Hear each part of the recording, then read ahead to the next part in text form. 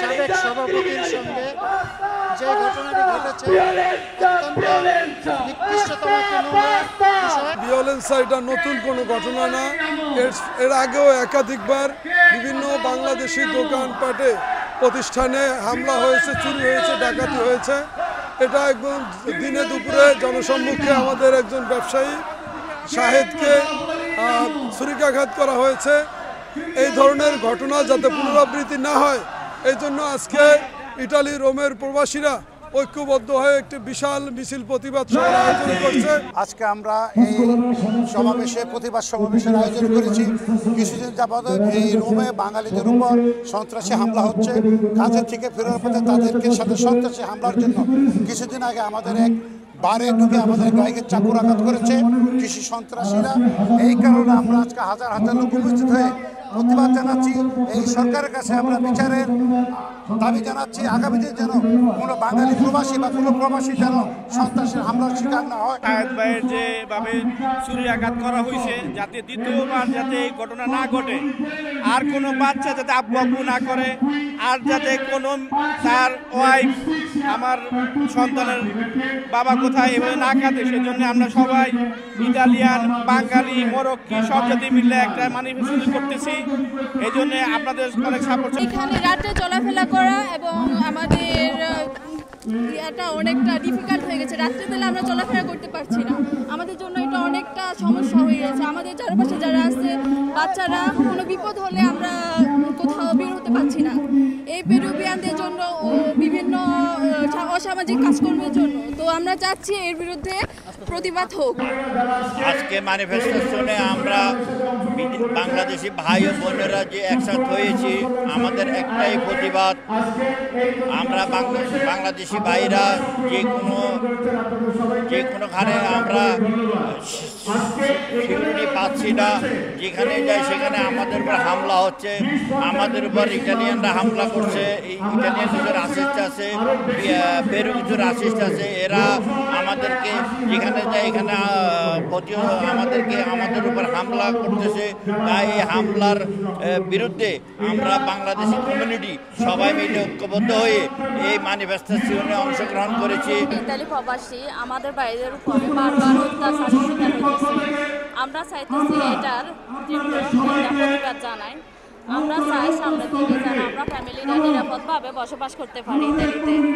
আপনারা সবাই অবগত আছেন 17 অক্টোবর রাত 11:15 ভিয়া ফ্লাভিও সিলিকনের কতরদেশি মানে 14 নম্বরে সামনে এক অতর্কিত সন্ত্রাসী হামলার শিকার হন আমাদের বাংকার ব্যবসায়ীর সাবেক সভাপতি জাহাঙ্গীর আলম শাহেদ ভাই।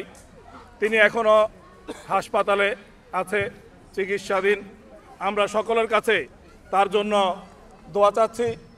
এর সাথে আজকের এই প্রতিবাদ সভায় তোসকোলোনা এবং রোম সিটির যারা যেখান থেকে অংশগ্রহণ করেছেন সবাইকে ধন্যবাদ। সকলে এখানে অংশগ্রহণ করেছেন। এই ম্যানিফেস্টেশনের অর্গানাইজারদের পক্ষ থেকে সবাইকে বাংলাদেশ কমিউনিটির পক্ষ থেকে জানাচ্ছি আন্তরিক শুভেচ্ছা এবং অভিনন্দন। আমরা যে জিনিসটা জানি যে এখানে ইদানিং কন্টিনিউ আমাদের বাংলাদেশ কমিউনিটির উপরে বিভিন্নভাবে বিভিন্ন ধরনের আক্রমণ হচ্ছে এবং ব্যবসা বাণিজ্যে যারা করেন তাদের উপরে, তাদের প্রতিষ্ঠানের উপরে বিভিন্ন ধরনের হামলার শিকার হচ্ছে। এখানে তুসকোলানাতে গত সপ্তাহে আমরা যেটা দেখেছি, কিছু সংখ্যক তরুণ যারা মিনোরেন্নি বলা হয়, তারা 18 বছরের নিচে হইলে আইনের কাছে তারা কিছুটা প্রশ্রয় পেয়ে যায়, কারণ তাদেরকে অ্যারেস্ট করা হয় না এবং তাদেরকে জেলে রাখা হয় না। কিন্তু এই 18 বছরের নিচের এই ছেলেপেরাই বেশি অপরাধগুলি সংগঠিত করে ইটালিতে। বিভিন্নভাবে আমরা দেখেছি বিভিন্ন এলাকাতে।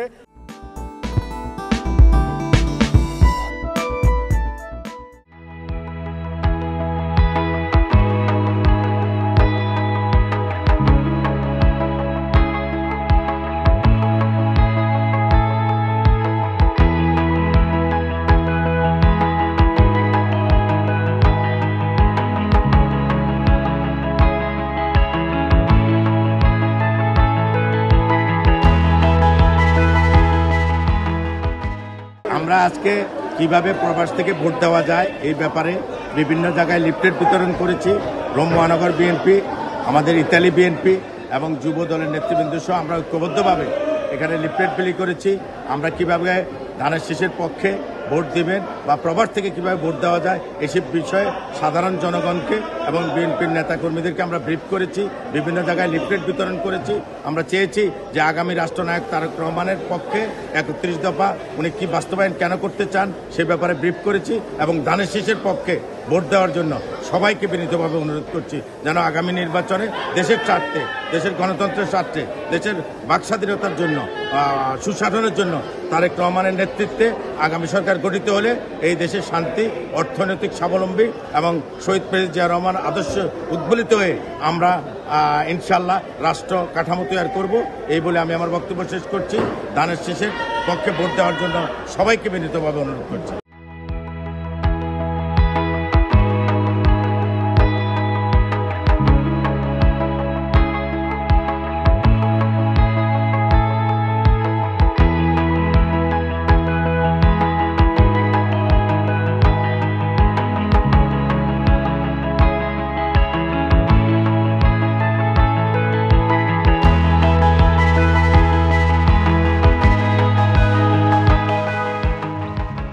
আমরা আজকে বাংলা অধ্যুষিত এলাকা পিয়াসা ভিক্টোরিয়াতে, যেটা এই রোমের তথা ইউরোপের সবচেয়ে বড় বাংলা বাজার, এখানে হাজার হাজার বাঙালি আসে।